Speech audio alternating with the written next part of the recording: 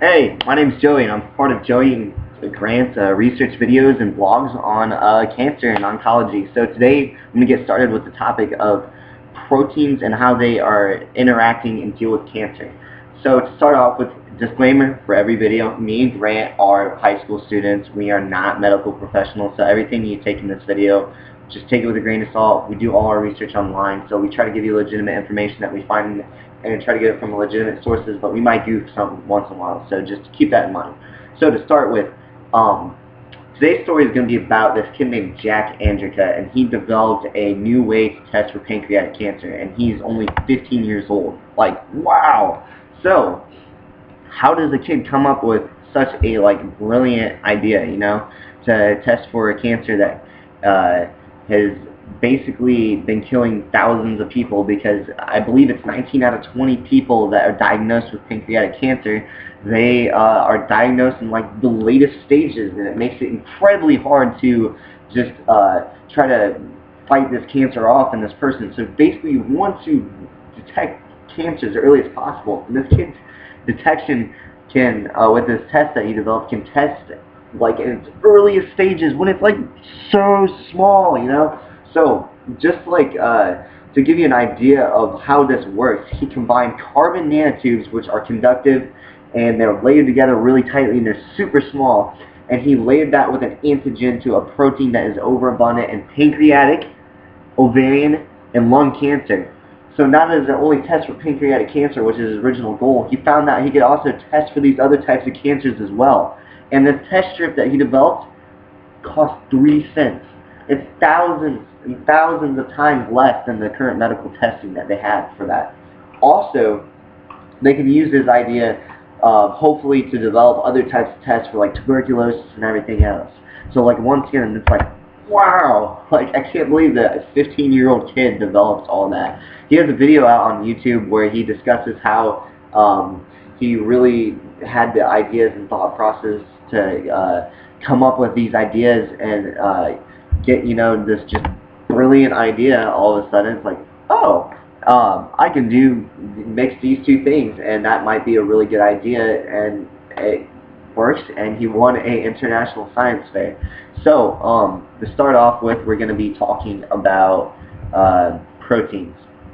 And no, I'm not necessarily talking about the proteins in food to develop your muscles, although that's a type of protein. I'm talking about the proteins that are specifically to your DNA. These types of proteins, as you might have learned in health class, they do all sorts of things. And one of the things that they are really important for is packaging DNA and the process of making sure that DNA can work correctly. So, one of the recent things I came across on Medical Express was that I think it's 1 in 5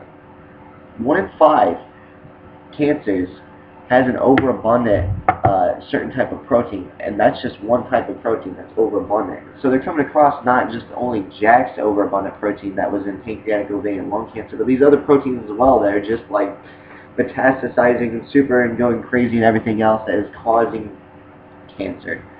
So, what can be done about it? Well, you can start by developing things like Jack that are specific to that type of protein, and it can really go a lot of ways with that. I know some scientists have been developing ways to inhibit the overproduction of these linked proteins and other things that will inhibit the growth of the cancer itself and can really be detrimental to stopping cancer. So a lot of times people hit me with this question, and they're just well, everyone knows cancer is so such a big deal. You hear about Susan G. Komen Foundation for Breast Cancer and everything, raising money to research and things like that. And they're just why is it so hard to come up with a cure for cancer? So let me give you a brief explanation on why cancer is such a problem. The problem with cancer is that it is a mutation of our own cells. It's not like a bacteria or virus that's a foreign pathogen, fungus, virus, bacteria, etc. It's one of the main challenges is distinguishing cancer cells from regular cells. Chemotherapy and other things like that do a great job killing it, but they don't just specifically kill cancer cells. It makes us sick, or it makes people sick when they get chemotherapy, because it's just like it's attacking all the cells in their body. That's why like hair doesn't grow well and people can go bald, and it's just not that. It's a great way to fight cancer, no doubt, but it's not a great way to specifically just attack cancer and not your own body cells. So the fact that it's hard to target just the cancer cells from our regular cells makes it very hard to eliminate. Where our immune system can fairly easily recognize pathogens as foreign and attack them, it can't do it so effectively against tumors. Also, cancer's ability to metastasize and like invade and go into and take over other parts of our body. When it gets into the lymphatic and blood system, it can very easily spread to the other parts of the body, and that's what they try to stop. So when it's detrimental to catch cancer in its earliest stages. So when Jack Andrews came up with this test that to test 99% accurate, cost 3 cents, and develop and catch it in its earliest stages, that's huge. That's, once again, it's like, wow. So cancer has the ability to metastasize, like I said, and spread throughout the entire body. This is why cancer must be detected early. We have limited cures like chemotherapy, radiation, surgery, but it's not necessarily something that just bam, cancer vaccine or something like that. It's not. That's not how it works. So yes, they can definitely stop and fight cancer very, very, very effectively, but they're trying to come up with something that just really nails that problem on the head and stop cancer completely. So I believe a full-on cure can definitely be developed in my lifetime, especially, and I believe it's going to really start with finding these links to the proteins and other types of DNA chains that are getting mutated in the process of cancer.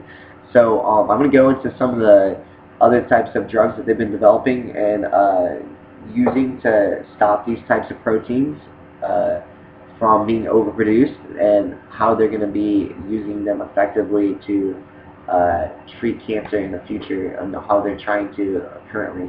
So thanks for watching, guys. Subscribe, comment back, hit us up with any information that you think is like related, or that you think we might find helpful with our own research into cancer and oncology. So thanks for watching, guys. See you later.